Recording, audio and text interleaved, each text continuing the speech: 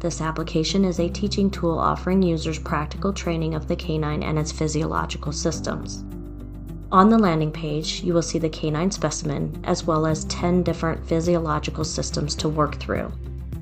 Simply by clicking with the stylus on each physiological system, the user can display or hide the system that they would like to see.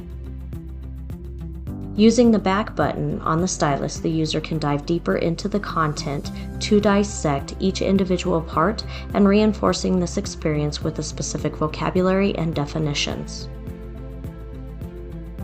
There are both male and female models available, and a heart model that has a display screen which keeps playing the heart flash animation as well as a dissective capability.